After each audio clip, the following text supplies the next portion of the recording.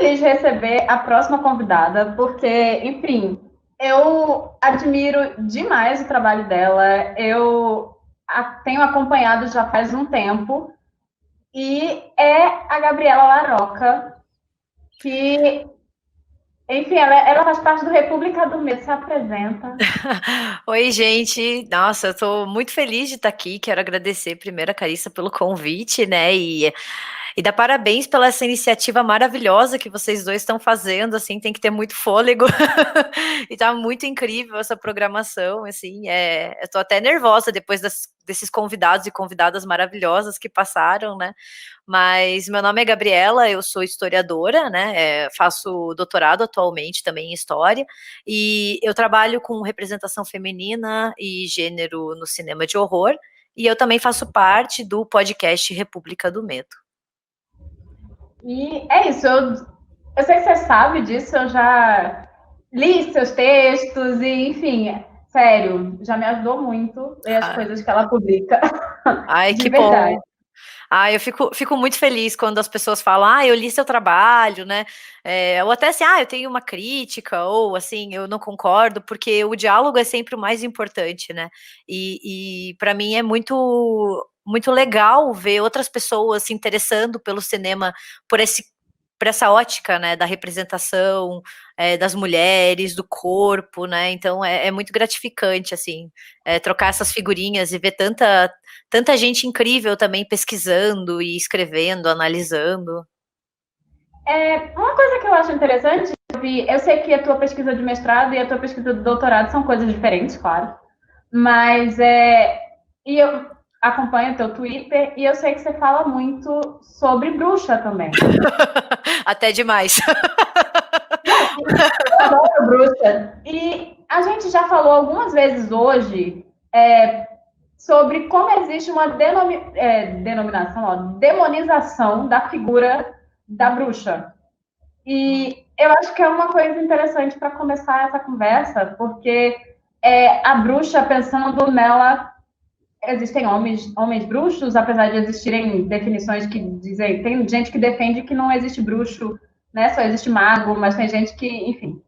Mas pegando a mulher como bruxa, eu lembro até que eu li no teu texto sobre o filme A Bruxa, que é um dos meus filmes favoritos, sobre como a figura feminina e como a bruxa, existe essa carga maligna colocada nela, né? E eu acho que existem alguns filmes específicos que estão tentando sair um pouco disso. Eu até falei hoje do The Love Witch, que eu sou apaixonada. Sim. E eu queria que você falasse um pouquinho sobre isso, sobre essa figura da bruxa e como ela enfim, como existe toda uma coisa negativa em cima da bruxa dentro do cinema de horror, e se existem muitas subversões assim dessa figura. Isso é basicamente a minha pesquisa de doutorado, né? Eu venho tentando estudar, tentando não, né? Porque, gente, eu já tô quase no final, então eu tenho que dizer que eu fiz, né? Senão é.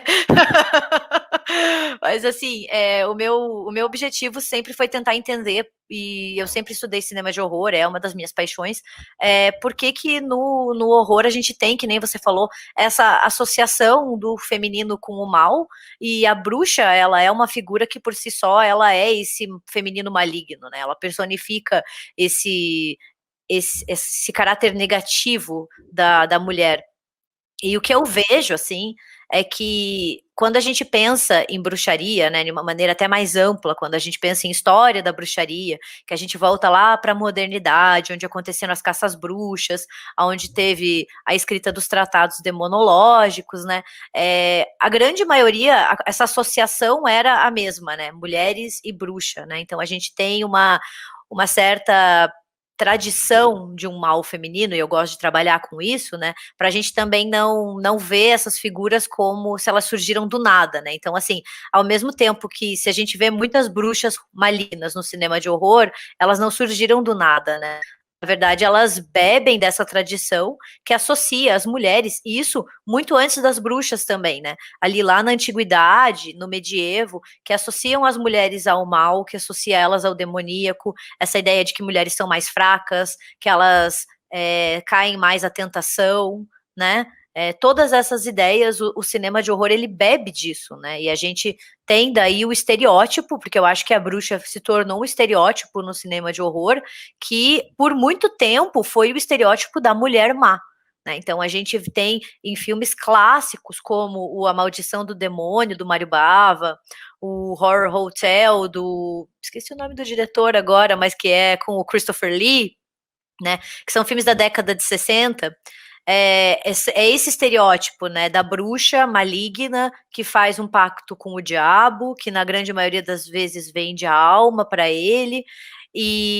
Agora, sim, eu acho, né? Você falou do The Love Witch, a gente está começando a ter uma mudança, né? Eu sei que você adora esse filme, então é um problema, porque, gente, eu também gosto, então a gente pode ficar muito tempo falando sobre isso, do quanto ele é lindo, quanto o figurino é incrível, quanto ele subverte todas essas representações de gênero, mas assim, por muito tempo a gente teve o cinema bebendo, né, e dessa tradição, que, por exemplo, vai fomentar a caça às bruxas lá na modernidade, né. É muito só interessante, um parênteses, não achar que as pessoas acordaram da noite pro dia com medo de bruxa lá e achando que mulheres eram bruxas, né, elas tinham essa mentalidade enraizada há muito tempo, essa ideia de que o feminino causa o mal, então nada mais lógico do que o feminino se associar ao diabo para praticar a bruxaria demonolátrica, né? Então o cinema bebeu por muito, muito tempo disso, assim, e se a gente fizer, dá para fazer até uma relação, assim, com o contexto histórico onde esses filmes foram feitos, década de 60 e 70, que é o despertar, o fortalecimento de uma segunda onda feminista, então, assim, não é nem gratuito essas mulheres serem super poderosas e vingativas e quererem dominar o mundo. E acho que a partir daqui de 2010, assim, a gente tem uma mudança lenta, né?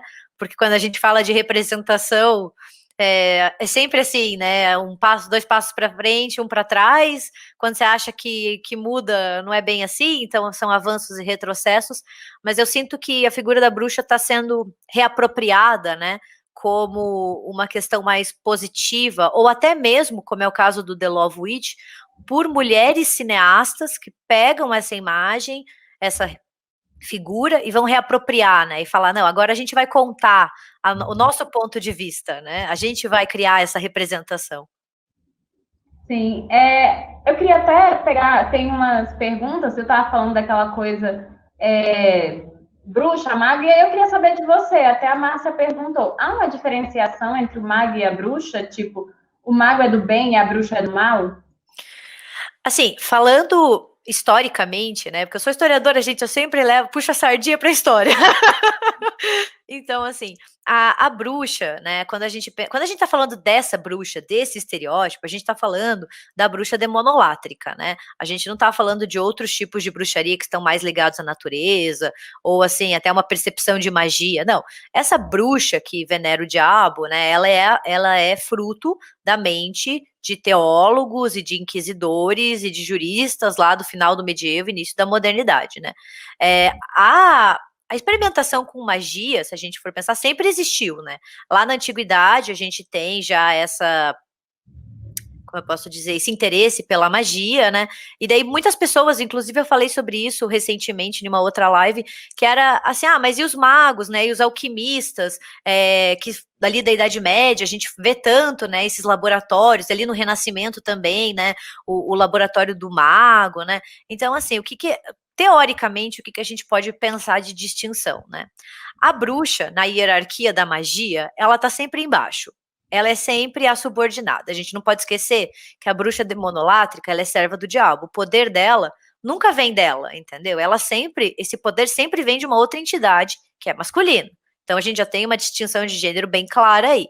Mas se a gente for pensar na hierarquia da magia que tinha na Idade Média e na modernidade, a bruxa era sempre na última, né? Porque ela era aquela magia que era emprestada, era aquela magia do malefício, né? Do causar o mal, assim, matar o gado, destruir a plantação, fazer com que bebês não nascessem, né? Enquanto a magia masculina, que é uma magia do mago, do alquimista, ela sempre esteve no topo da hierarquia e depois ela foi substituída pela ciência, né? Depois de um tempo, como detentora do conhecimento.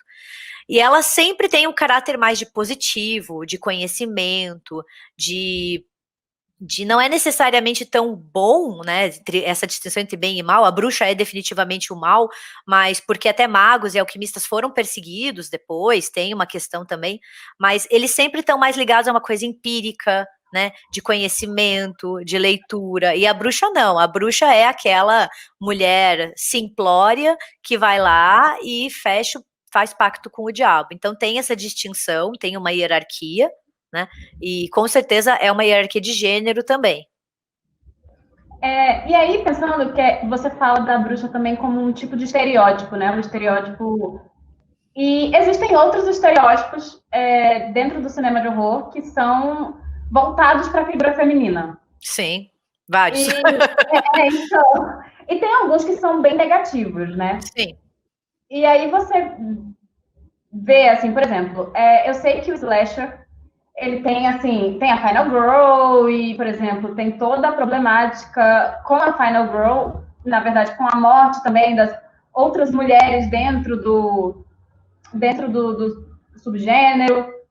A gente tem as Scream Girls e, enfim.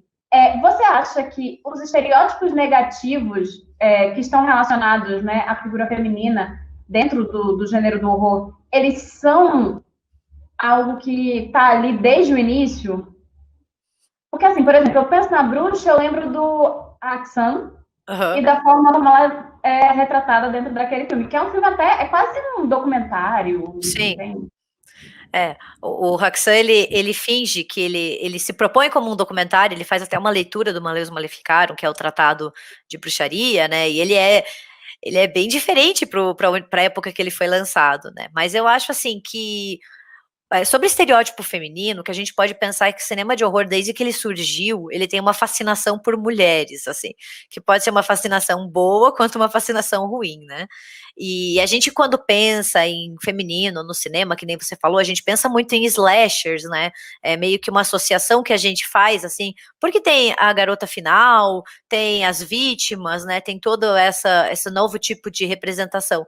Mas eu acho que desde o início, assim, se a gente volta lá até para os filmes clássicos da Universal, assim, se a gente for pensar ali, década de 30, a gente tem umas representações do feminino que são bem estereotipadas, né, e a gente vê que eles continuam até hoje, né, seja os monstros femininos, né, que por exemplo, a própria noiva do Frankenstein, que ela não tem nem nome, né, se você for pensar, a distinção de gênero dela ali é só assim, ela é a noiva do Frankenstein, né, ou até outros filmes onde essa monstruosidade das mulheres é muito pautada por elas serem mulheres, né? Isso é um estereótipo por si só, mas também já tem o estereótipo da vítima, né? Que a gente vê nas donzelas em perigo, assim.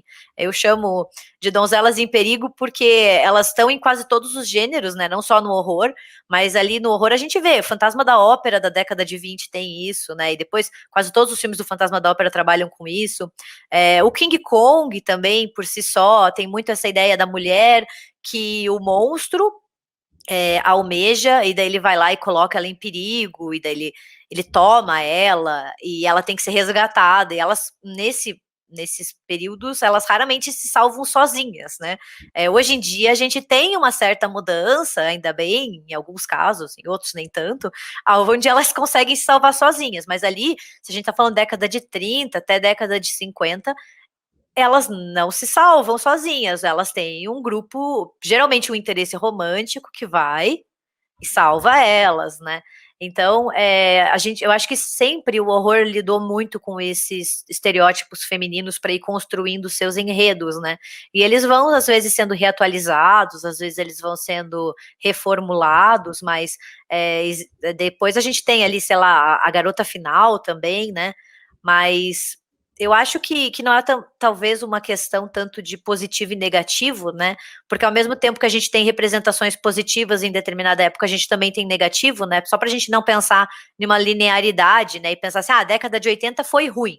Slashers, violência contra a mulher, né? Não, também teve coisa boa, assim, tem certas coisas interessantes, assim. Mas eu acho que sempre, o horror sempre teve esse interesse pelo feminino, assim, a gente vê desde o seu início. Sim. E aí, eu tenho uma outra pergunta, mas eu vou colocar a pergunta do Ezequiel aqui, porque eu achei interessante, né? Porque a gente está falando já de slasher, Sim. E antes de eu sair dele, eu acho válido. Outra coisa, todos os vilões de slasher são homens. Não lembro de nenhuma vilã que é idolatrada, igual Jason, o personagem Michael Myers, né, do Halloween, enfim. Eu acho que eu já vi algum slasher com mulher. Tem um, assim, eu não sei se eu vou soltar spoiler, então, olha, gente, mas o primeiro Sexta-feira 13 é uma mulher, é a mãe do Jason, né, assim, por mais que a gente sempre esqueça no primeiro, mas realmente, assim, se a gente for fazer E um o balanço... Pânico tem uma vilã dentro dos 4 filmes. Eu acho que vou deixar só aí, pra não dar spoiler. E tem um outro também que é o Acampamento Sinistro, né, também não vou entrar em detalhes, porque estraga o filme, spoiler, então... Realmente, Acampamento Sinistro, gente, é um filme que se você não assistiu, assista sem spoiler, porque é uma outra experiência você não saber qual é o final. Mas assim, por mais que a gente tenha alguns exemplos principalmente assim, nas décadas de 80, né? Hoje em dia já até mudou um pouco, sei lá, o Pânico 4, né? Se a gente for pensar como um neo-slasher, ele já tem uma vilã feminina, mas assim, se pensar nos slashers ali, no final de 70, começo de 80, é predominantemente homens, né? A gente quase não tem vilãs nesse subgênero, né? De mulheres, assim, porque parece que eles até agem como uma força masculina, até assim, tem alguns autores que eu conheço que utilizam o termo de que os slashers, que nem você falou, o Jason, o Michael, eles são vingadores patriarcais. Eu gosto bastante desse termo, assim, infelizmente não é meu, eu não tive essa brilhante ideia de um outro autor, mas ele fala de como eles funcionam, assim, para lembrar desses valores conservadores e tradicionais que estão atrelados ao masculino. Então, assim, é nítido que essa força assassina, ela é masculina, enquanto as vítimas dos slashers, na sua grande maioria, são mulheres, né, são femininas. Então a gente tem essa distinção, esses dois polos opostos. E aí, saindo um pouco do slasher, né, e pensando nessa coisa da representação feminina, primeiro pensando pro lado negativo, depois a gente fala um pouco do lado positivo, além disso, além do slasher, além do massacre que às vezes acontece com as mulheres dentro desse subgênero, quais outras formas negativas que você consegue enxergar dentro do gênero do horror, assim, que, enfim, são prejudiciais? Como você falou, tem a coisa da vítima, né? A gente pega o King Kong, enfim, Monstro da Universal, mas aí, com o passar do tempo, você consegue ver outras formas negativas da mulher ter sido retratada dentro do horror? Eu lembro logo de Cara do Diabo, sabe? Sim, Mas sim. Com certeza. Eu acho assim, no geral, eu acho que é legal a gente pensar como estereótipos, no geral, são prejudiciais, né?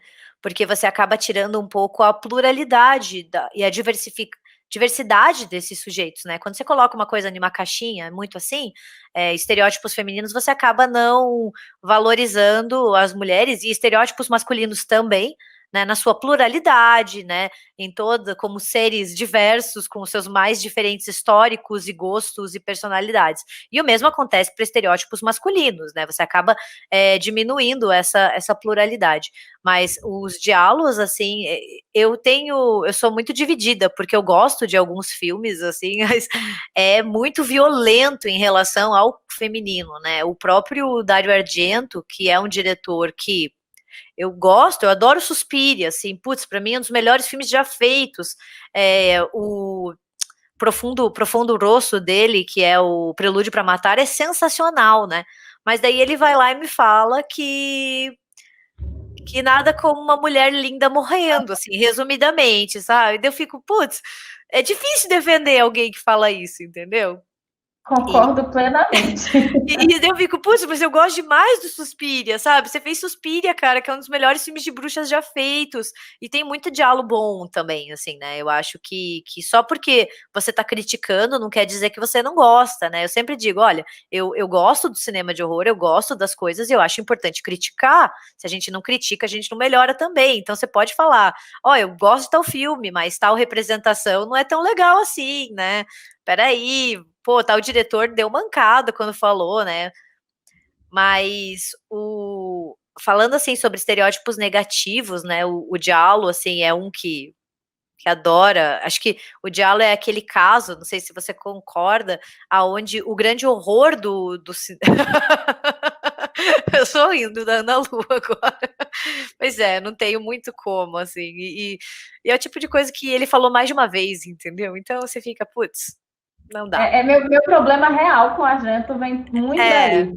Eu também tenho outro problema, porque ele estragou o Fantasma da Ópera, entendeu? Eu adoro o Fantasma da Ópera, ele tem aquele filme horroroso com o Julian Sands e com a filha dele, a Asa Argento, e é tipo, onde o fantasma é criado por ratos, e eu acho aquilo lá uma afronta. Só que, assim, aquele filme também já traz uma ideia dele, porque tem uma cena de estupro, o fantasma estupra a protagonista, e ela depois se apaixona e volta pra ficar com ele, porque ele é o amor da vida dela. Então você fica assim, né, tipo, foda, não tem, eu vou fazer, não tem como defender.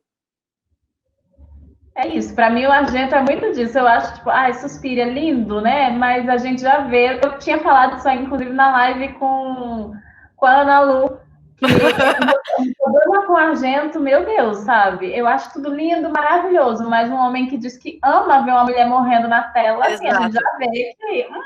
Não, e ele fala ainda que tem que ser uma mulher bonita. Tem que ser uma mulher bonita, porque acho que se for feia, ele não quer, entendeu? Aí você fica tipo, meu Deus, é muito horrível, assim. Mas para mim o Diallo, assim, por mais que eu goste do gênero, ele até trabalha com a ideia de que o verdadeiro horror do filme é o corpo feminino, né?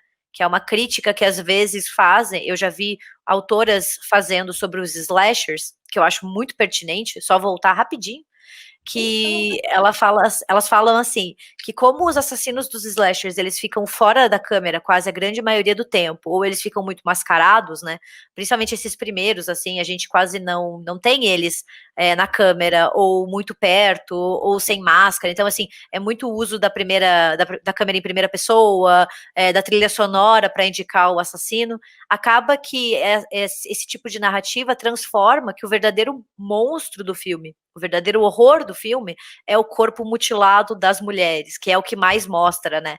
Então, assim, é uma crítica que muitas teóricas fazem, que é, você não mostra o assassino, você quase que não mostra o assassinato dos personagens masculinos, mas você mostra muito o corpo feminino sem vida, mutilado, retalhado, e daí você transforma essa imagem na verdadeira fonte de horror do filme, né? No verdadeiro monstro. É impressionante como vem o corpo feminino, às vezes, desnudo. É uma coisa Sim, que eu sim. sempre acho curiosa, assim, tipo, o homem quase não aparece, morreu, levou uma facada, a gente nem viu a Sim. facada. A mulher aparece ela sem roupa e ela sendo Sim. retalhada lá, assim, várias facadas. Inclusive, quando a gente pensa até na psicose, a Sim, Jennifer morrendo lá, facada, sabe? sim. Eles só não mostraram ela pelada, assim, com todo respeito, porque o código Reis na hora ia cortar, né? Tipo, 60 ainda tinha código de censura ali, e eles sabem que nudez não ia passar. Então, acho que é o único motivo de não aparecer o corpo dela no chuveiro, né? Mas é nítido, assim, eu sempre penso, e daí, de novo, eu adoro Halloween do John Carpenter. É um dos melhores filmes de horror já feitos. Mas, assim, é nítido como ele estabelece, e ele vem, assim, dos diálogos, onde a abertura já mostra uma mulher morrendo e sem cor, e sem vida e nua, né? Tipo, os seios, principalmente. E daí acabou virando um tropo do cinema de horror, que é a ideia do corpo nu feminino, né? Tanto que tem um outro autor que também cunhou o termo, que é mostre seus seios e morra. Que é tipo, você apareceu nua, você vai morrer, entendeu? Tipo, meio que é igual 1 mais 1 é 2, sabe? Tipo, você apareceu sem roupa, você foi pro espaço, sabe? Falando nisso, nudez, tem uma cena do Sexta-feira 13, o de 2009, sabe? Aquele que é pra ser um remake barra continuação, eu não sei muito bem. Mas, assim, eu não lembro muito da história do filme. Eu só lembro que tinha o cara do sobrenatural lá, procurando a irmã. Mas eu lembro de uma cena que, pra mim, assim, eu até hoje não entendi ela. Eles estão no lago, o grupo de jovens, né? E daí eles estão, acho que, eles estão puxando a moça no jet ski, assim, sabe, aquele esporte aquático, e do nada ela tira a blusa. Só pra mostrar os... Assim, eu fico tipo, qual que é o propósito disso, assim, sabe? Ela fala, levanta... Toda mulher, entendeu? Aleatoriamente, ela pensa assim, ai, olha, tô andando de jet ski, deixa eu tirar minha blusa, deixa eu tirar minha roupa.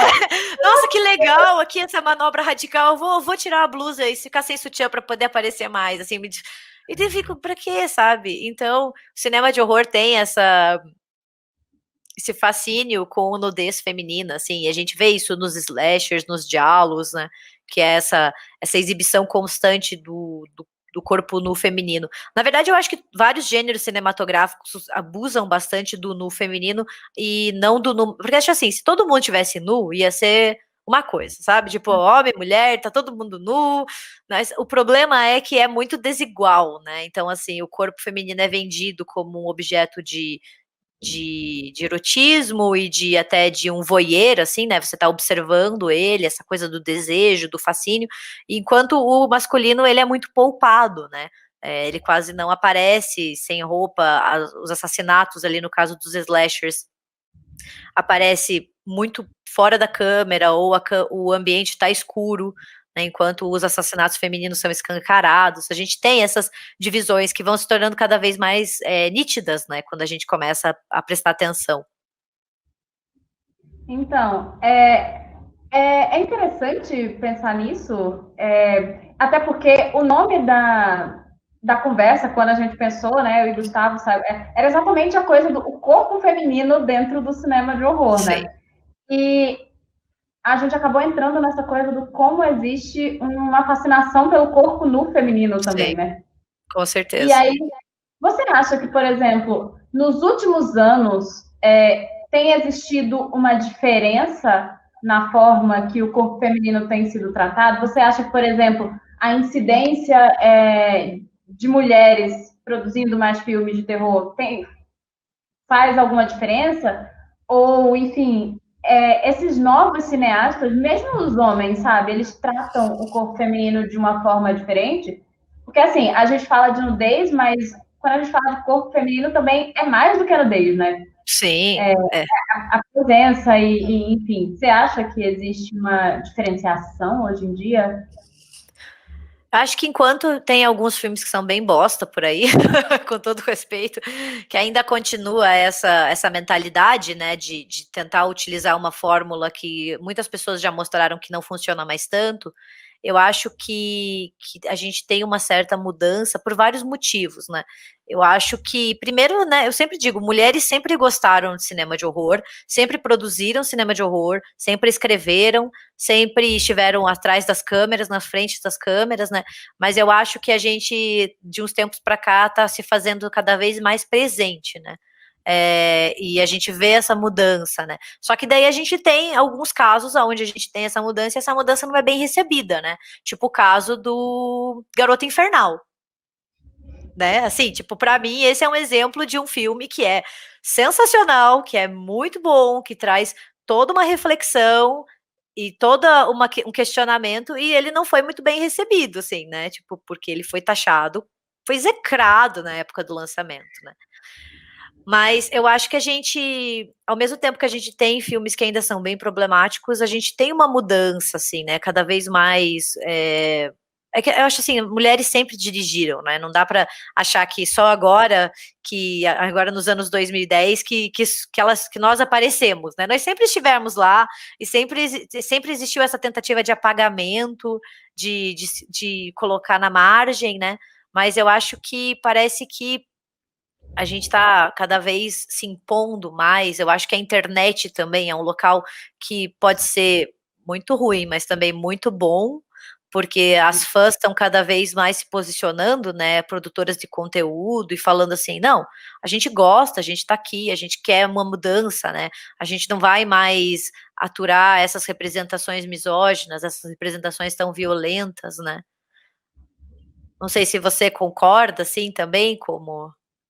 Eu concordo. Eu acho que a internet faz muita diferença, apesar do tanto de coisa negativa, e eu sim. acho que assim, como alguém que produz conteúdo, assim, a gente consegue ver, eu não sei como é para você, mas para mim, como alguém que produz conteúdo, o lado negativo sempre aparece. Sim. Sabe? Mulher produzindo conteúdo na internet, assim, o lado negativo vai aparecer, gente. Mas Só que é isso, não é só isso. exato.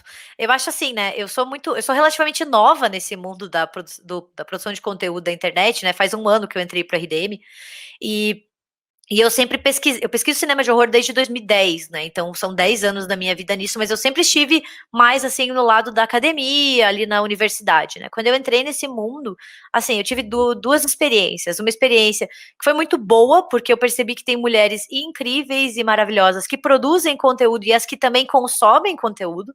Então, assim, tipo, é uma comunidade muito forte e que também tem homens muito bacanas, pessoas muito legais no geral, né? Mas assim, eu me deparei com um grupo de mulheres que fazem cinema, que produzem cinema, que analisam, que criticam, que fazem conteúdo sobre isso, né? E assim, a gente se sente menos sozinha nesse mundo, assim. Eu acho isso é muito importante. A gente vê que várias coisas que aconteceram com a gente aconteceram com outras e que não é ok, sabe? Mas ao mesmo tempo eu tive a parte negativa, né? O hate. Assim, eu trabalho em um podcast onde eu sou a única mulher. Quem que é o alvo preferencial do hate, entendeu? Sabe? Sempre sou eu, infelizmente. Mas eu acho que a internet, nesse aspecto, ela é positiva também para mostrar que determinadas coisas não são mais aturadas, né? Eu acho que também assim, se não tivesse internet, a gente talvez não tivesse contato com tantas produtoras de conteúdo e críticas e cineastas e a gente se une, né? E a gente percebe que a gente não tá sozinho e tenta fazer essa mudança, fazer essa crítica, né? E eu acho que de certa forma, assim, de uma maneira global, isso tem chegado nas telas, né? Assim, tipo, de uma maneira ou de outra. Porque, querendo ou não, cinema também é lucro, e daí, a partir do momento que as pessoas começam a criticar e que elas não querem mais pagar ingresso e pagar DVD, daí eles começam a pensar, talvez a gente tenha que agradar esse outro nicho. Não quer dizer que todo mundo magicamente pensou, nossa, que legal, vamos mudar como a gente representa as mulheres. Também pode ser uma questão muito econômica, né? Não dá para ser ingênuo e ver que pode ter um interesse por detrás. Adoro, porque é exatamente isso. Sempre tem. A Márcia tá sempre aqui e aí ela já viu um monte de vezes, né? Homem faz comentário sobre tudo, às vezes menos sobre o conteúdo do vídeo. Exato. É tipo surreal. E aí eu acho que acontece muito isso no podcast. Devem falar de você e às vezes, tipo, você é que pesquisa, você é que sabe, tipo, menosprezam o seu conhecimento, quando eles às vezes sabem bem menos. E eu não sei como é no podcast, mas eu sei de muitas produtoras de conteúdo de vídeo que é assim, chegam para falar da sua roupa, da sua beleza, às vezes fazem até elogios, mas assim, eu não quero elogio, eu quero que falem do vídeo, sabe? Sim, acontece muito. Eu acho que a internet tem uma coisa interessante nisso também, é o fato de que com a internet, em países como o Brasil, claro, porque tudo bem, existe o streaming, mas tem toda uma coisa de que aqui a gente consegue não necessariamente ver tudo de forma legalizada. E isso é uma outra discussão, se é positivo ou negativo, mas assim, eu venho de uma faculdade de cinema e muita coisa não está em serviço de streaming, muita coisa não chega nos cinemas, e eu venho de uma cidade que agora eu moro em São Paulo, ainda tem mais, mas eu venho de Recife e a gente tinha sessões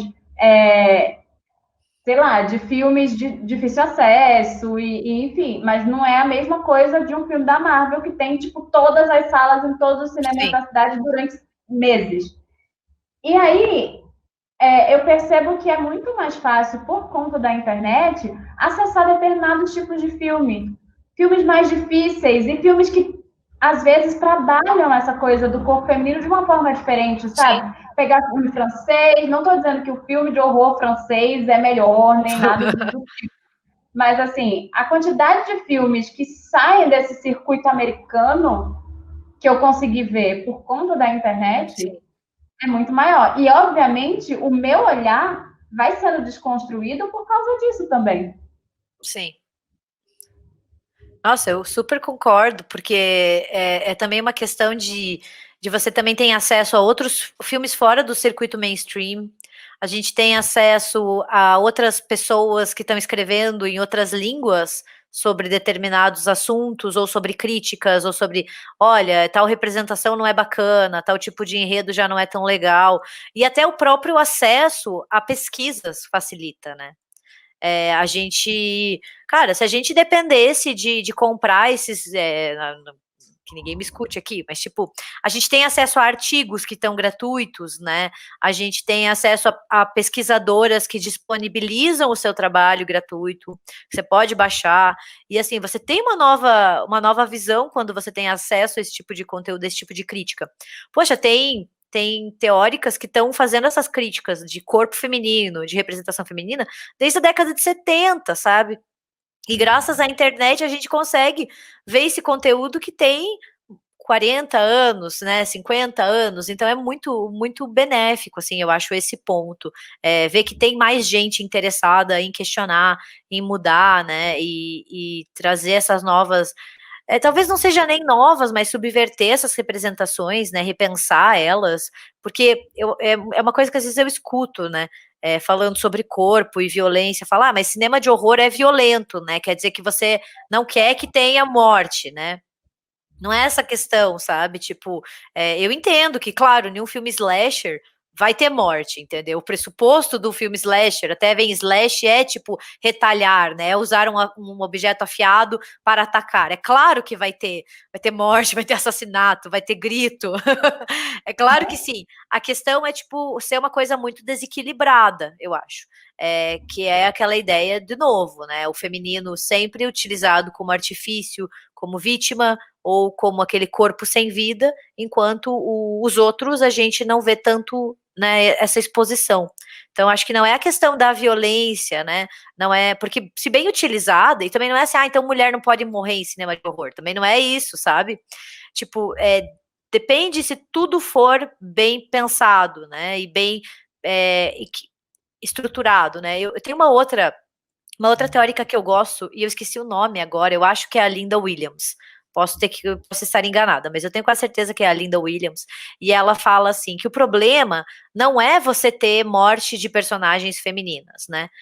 Não é esse o problema. O problema é quando as vítimas são tão descartáveis e essas personagens são tão pouco aprofundadas que ao invés que você não consegue ver elas como personagens, né? Você vê elas como objetos. Então, assim, você não sente nada, nenhuma empatia, você não sente medo, você não ri, não gosta, nada dessa personagem, porque ela é como se fosse um objeto, ela é um objeto descartável, né? Se ela fosse bem elaborada e você torcesse, você chorasse, se incomodasse pela morte dela, daí você tem essa ideia, ela até fala dessa tridimensionalidade, né? Mas a partir do momento que você só tem essa camada, né, fica problemático. Sim. Eu achei interessante isso que o Ícaro disse, que é muito fácil falar que é só filme quando os cadáveres não parecem com você. E algo que para mim é curioso, porque Sim. no momento eu não encontro o termo melhor, é o quanto a mulher que gosta de horror, ela cresce, digamos assim, ela vira uma fã do gênero vendo o próprio corpo Sim. ser tratado como objeto, como algo, como você falou, descartável. E aí entra nisso, né? É muito fácil falar quando Sim. não é o seu corpo que Sim. está sendo tratado dessa forma. Sim. Sabe, é muito. Porque assim, eu sempre digo, essas personagens, elas podem ser fictícias, mas nós mulheres que estamos assistindo esses filmes, nós somos reais. E as consequências que a gente enfrenta são reais, sabe? Então, assim, é muito. Que nem foi dito ali, é muito fácil dizer que é bobagem. Assim, é a mesma coisa quando você tem uma cena de estupro. É muito fácil falar, mas é só no filme, já escutei, sabe? Mas não é nada demais, só no cinema, não aconteceu nada. É muito fácil quando você não sente isso na própria pele, ou esse medo, ou conhece pessoas que já passaram por isso, assim, né? Por isso que eu acho que essa ideia da representatividade, ela importa muito, né? Sim. E aí, assim, saindo um pouco disso, porque é isso, dá pra gente passar horas falando só, porque se a gente for parar, inclusive, para falar da quantidade de estereótipos de cada subgênero e como o Sim. corpo é retratado de forma até diferente, de subgênero para subgênero, a gente passa as 12 horas só falando disso, Sim. porque tem assunto. Dá pra fazer um almanaque de 1000 páginas só sobre isso. Acho que, mentira, 1000 páginas é pouco. Nossa, olha aí, uma grande ideia. Seria um ótimo livro de pesquisa, assim. Ah, com certeza. Né? Mas eu me deparei há um tempo atrás, né? Eu até te falei do projeto que eu estava fazendo e tal, e eu me deparei um pouco com a ideia de monstruosidade. E aí eu me dei conta de que isso é uma outra forma também de enxergar o corpo feminino. Sim. Mas, e aí eu queria que você falasse um pouco disso. Eu sei que você também estudou um pouco disso, né? Dessa coisa da monstruosidade feminina. A gente falou no início um pouco dessa coisa com a bruxa, da Sim. demonização da bruxa, mas existem outras formas de tratar o corpo feminino que vai para esse lado que não é da vítima. E Sim. até em Sexta-feira 13 isso acontece um pouco. Um pouco não, Sim. acontece bastante. Sim, no primeiro, né, com certeza. Sim. Bem, assim, né, como a gente já disse, tem muitas mulheres que já estudaram isso antes e que vieram antes de todas nós, mas assim, tem uma que eu gosto muito que é a Barbara Creed, e ela trabalha com o conceito de feminino monstruoso, ou de monstruosidade feminina, depende de como você quiser adotar o termo, e ela aponta muito essa ideia de que o monstro feminino, né, no cinema, ele sempre está muito ligado à questão do corpo e da diferença corporal, né? Que a gente tem uma mentalidade de que o corpo feminino e o corpo masculino são diferentes, né? E muito do monstro do horror, que quando ele é feminino, ele vai se pautar nessa diferença do corpo feminino para causar horror, né? Principalmente as funções reprodutoras das mulheres, né? Que é uma coisa que causa aversão em alguns, que causa ansiedade em outros, né? Então esses monstros femininos, eles são muito pautados nisso, assim. E até mesmo a questão da maternidade. A gente tem muito essa ideia da maternidade ligada à monstruosidade, né?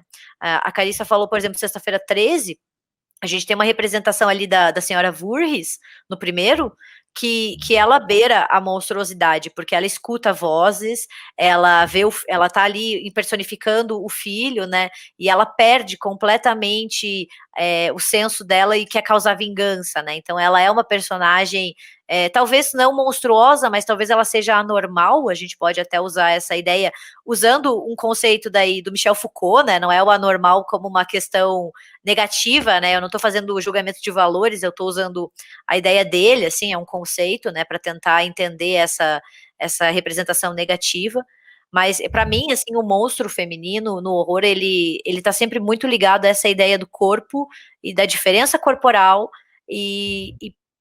né, do corpo feminino como esse portal para o mal, esse portal da monstruosidade, né? Tem um filme do Cronenberg, que é Os Filhos do Medo, que eu acho fantástico para isso, porque ela o corpo dela vai brotando seres, né? Então, assim, é aquele corpo feminino que tem o poder da reprodução, né? Que tem essa questão que o masculino, né, nessa divisão binária, né? A gente tá falando de binarismo daí, né? Uma divisão muito tradicional, que só pensar assim no estereótipo, e ela tem esses seres que vão brotando, e é muito aquele corpo monstruoso e materno juntos, né?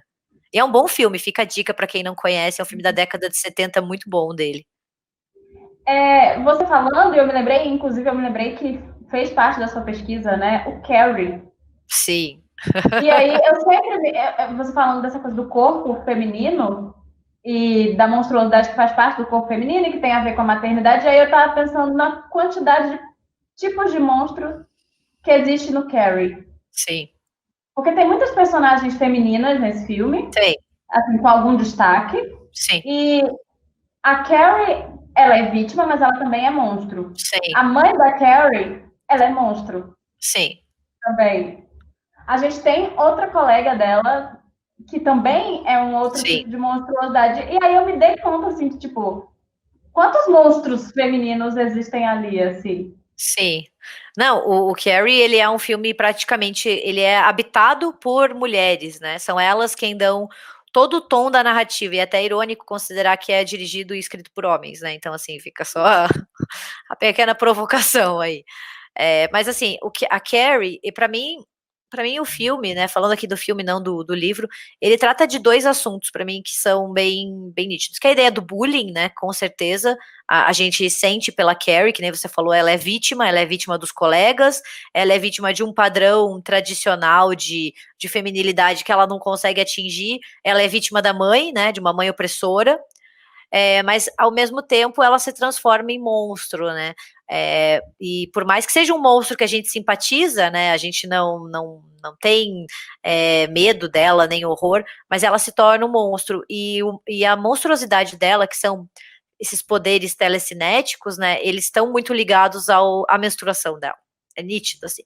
O Carrie, no geral, ele é um filme que tem uma imagética menstrual, uma imagética de sangue muito clara, né? Porque ele começa com a cena do vestuário, do vestiário, né, com ela ali tendo aquela primeira menstruação traumática, né, você vê que para ela é uma situação que ela nunca vai superar. Daí depois o filme tem o seu clímax com o sangue de porco, né, que é jogado na cabeça dela.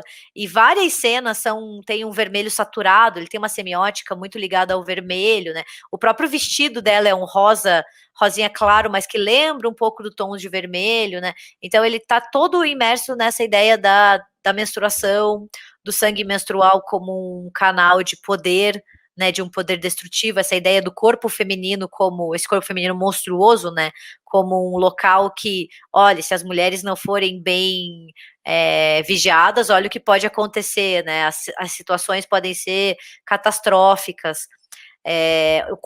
Esse corpo feminino como um canal do mal, né, como um canal desse poder destrutivo. Mas aí a gente tem outras personagens, né, já que a gente falou que é um filme habitado por mulheres, a gente tem a Sue, que eu até analisei ela na minha dissertação, para mim ela é um protótipo de Final Girl fora de um slasher, porque ela não é a Final Girl, ela não é, por exemplo, ela não é uma Laurie Strode, mas ela tem todas essas características que vão ser comuns nessas personagens, né?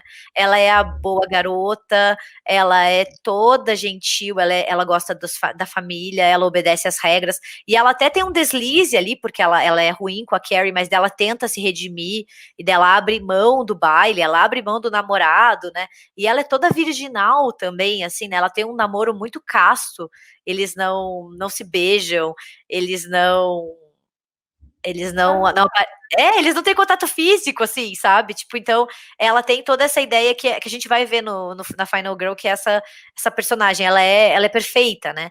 E daí a gente também tem um outro tipo de personagem feminina ali, que são as meninas malvadas, né? Que vão ser lideradas pela Chris, que é a Nancy Allen, né? E daí a Chris, ela é monstruosa porque ela tem uma sexualidade exacerbada, né? E o filme faz questão de mostrar isso. A maldade dela é proporcional à sexualidade dela.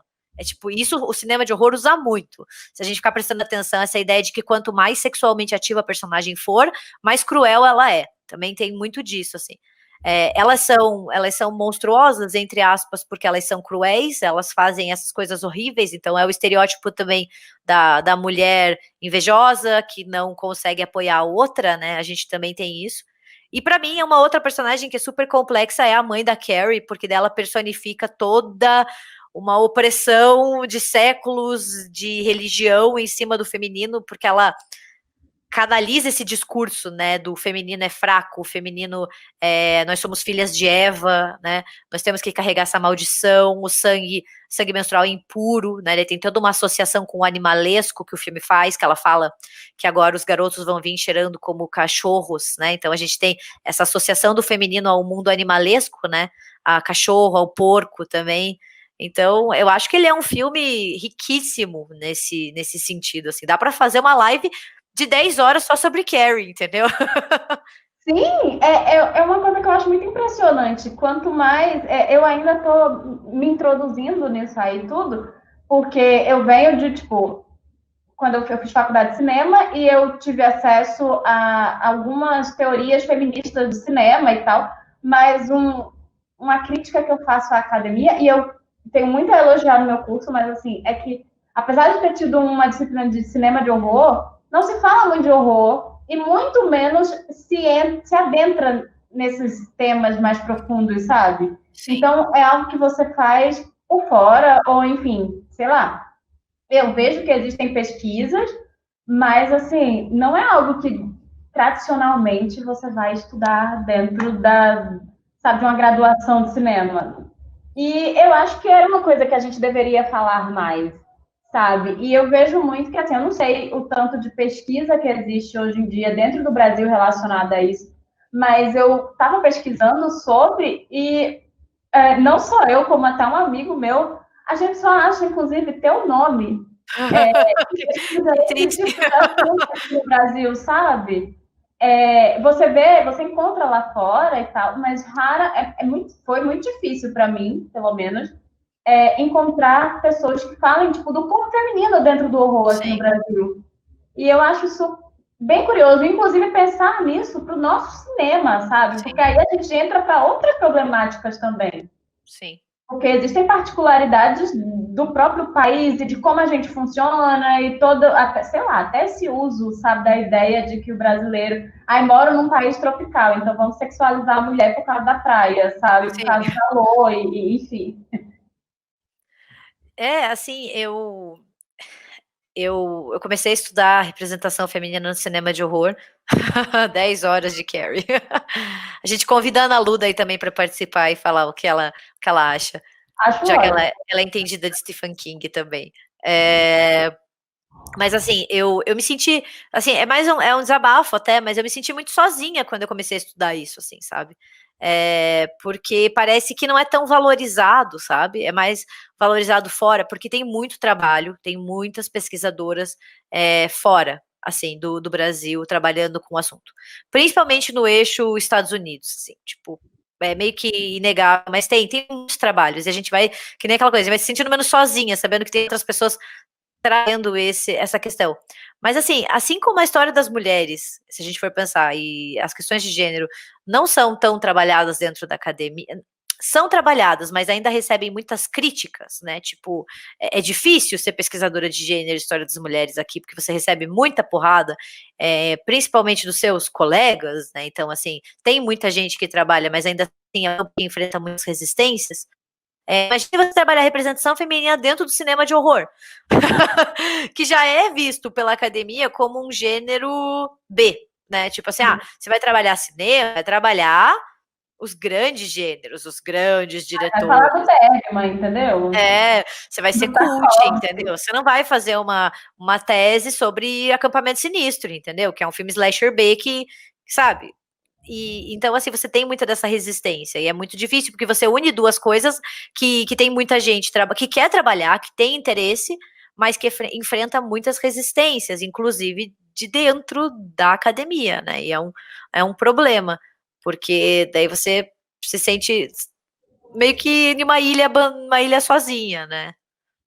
Isso de Sim. volta, e a gente volta de novo naquela ideia da internet, de como a internet é benéfica, porque daí a gente começa a encontrar outras pessoas que já estão fazendo isso faz tempo e que às vezes não estão na academia, ou que estão seja no YouTube, no podcast, no Twitter, no blog, na revista, né? Eu acho que isso é muito, muito interessante. Essa é uma coisa que para mim é muito interessante. Eu gosto de cinema de horror já faz bastante tempo, mas eu comecei a produzir conteúdo e eu não falava muito de horror, porque eu pensava que só tem homem falando, já tem todas as minhas dificuldades como mulher, como negra, eu não preciso passar por isso. E aí eu comecei a produzir um dia e eu percebi que sim, vai ter um monte de gente vindo questionar a coisa e dizendo, sei lá, eu fiz um vídeo sobre alguns estereótipos femininos dentro do horror. Tem homem que faz textão para dizer que assim, qual a necessidade de falar sobre isso, e, enfim, mas vocês arrumam tudo para problematizar, e enfim. Enquanto isso, eu descobri que tem uma gama de produtores de conteúdo, não só mulheres, mas Sim. mulheres e homens que estão falando de várias outras coisas, sabe? Também é importante pensar como hoje a primeira discussão que teve aqui foi exatamente sobre horror queer, sabe? E pensar que existem outras coisas que a gente pode falar e que, assim, tem muita gente falando. Sim. Não, eu acho que é por isso que a gente tem que se aliar, né? E assim, até mesmo na internet, mas também na academia, assim, quando eu comecei a estudar cinema de horror em 2000, não, comecei a estudar cinema de horror em 2010, mas eu comecei a trabalhar com representação feminina em 2014. Minha memória já tá. E eu lembro que eu queria trabalhar com gênero no cinema, né? E eu fiquei maravilhada quando eu descobri que uma professora na UFPR tinha um artigo sobre o Alien, onde ela trabalhava com a representação da mulher no Alien, sabe? Daí eu fiquei tipo, meu Deus, e hoje em dia ela é minha orientadora de mestrado e de doutorado. Então, assim, tem pessoas que se interessam, sabe? Acho que a gente às vezes só não tem, talvez, o conhecimento de que elas estão ali, ou a proximidade, né, a abertura para chegar, e então eu fui vendo que cada vez mais outras pessoas também se interessam, sabe? Que falam, nossa, eu gosto de cinema de horror, quero estudar isso, né? Quero trabalhar com o corpo feminino, quero questionar os estereótipos. Pois é, inclusive é isso, assim, te achar foi me sentir, ai, olha, eu não sou a única louca que não te chamando de louca, mas é porque assim, Ah, não, nossa, mas eu sempre tive, assim, para emendar mestrado e doutorado, eu acho que eu nunca bati muito bem na cabeça, assim. Acho que eu nunca tive muito amor próprio para pensar, será que é uma boa? mas é isso, assim, a sensação de, olha, tem gente que veio antes, que tá aí fazendo isso, não estamos sozinhas e podemos Sim, fazer e falar sobre isso, eu acho que isso né? é o mais importante. Sim, eu queria muito te agradecer. Como a gente já falou algumas vezes, dá para ficar conversando sobre várias particularidades desse Sim, tema por muito tempo. sim. Mas é isso, eu realmente gosto muito do que você faz, do que você produz, e de verdade, você me ajudou muito Ai, que bom. nesse último mês, assim, nossa, ler as coisas que você escreveu, as coisas que você me indicou, inclusive, foi tudo, fico muito grata. E é um prazer, de verdade, ter aqui. Então, obrigada por ter aceitado o convite. E, enfim, é Ai, isso. eu que agradeço, sim, agradeço quem ficou assistindo a gente também, né? Mas agradeço você, Carissa, pelo convite. Assim, eu já conhecia o teu conteúdo também, eu indiquei você outras vezes, então quando você veio falar comigo, assim, eu fiquei muito feliz também. Eu falei, nossa, que legal, que bom, ela sabe quem eu sou, e eu gosto tanto dos vídeos dela, sabe? Sabe? E eu só quero agradecer você, assim, e desejar também muita sorte e continue nesse caminho, assim, vai em frente, faz teu projeto e quando precisar, e isso também fica para qualquer pessoa que está escutando a gente, escutando não, eu tô tão acostumado com podcast, gente, que eu esqueço que as pessoas estão me vendo, entendeu? Mas assim, para todo mundo que está assistindo a gente, que quiser pesquisar, assim, que tem interesse, ou que tem interesse em produzir conteúdo, digo assim, não desista, e se quiser, assim, muito, as minhas portas estão sempre abertas para discutir referência, sabe? Passar o que algumas pesquisadoras que eu conheci, assim, eu tive que fazer um trabalho às vezes muito solitário de levantar referência, então acho que hoje o mínimo que eu posso fazer é devolver para quem quer fazer isso também, sabe? Então, se alguém tiver interesse, minhas portas estão sempre, de verdade, abertas, minha caixa de e-mail também, assim, desde que seja educado, né? Eu sempre falo assim, só não vai me mandar e-mail me xingando, sabe? Porque isso eu já não tenho muita paciência.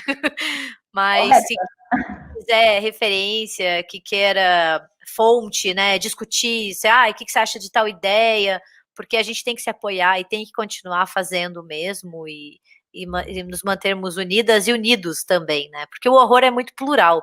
Tem que acabar com essa ideia de que só tem um tipo de horror, que só tem um tipo de produção de conteúdo de horror, sabe? Não. E eu fiquei muito feliz de estar aqui, assim, e também fiquei muito feliz depois da quantidade de convidadas e convidados incríveis que passaram antes, assim, eu tive que até respirar e pensar, não, tudo bem, vai dar certo. Que é isso, maravilhosa.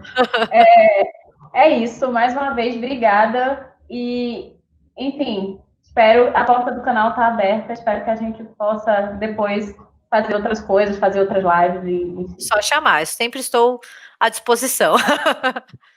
E é isso, gente. Sigam ela e obrigada mais uma vez. Tchau, gente, obrigada.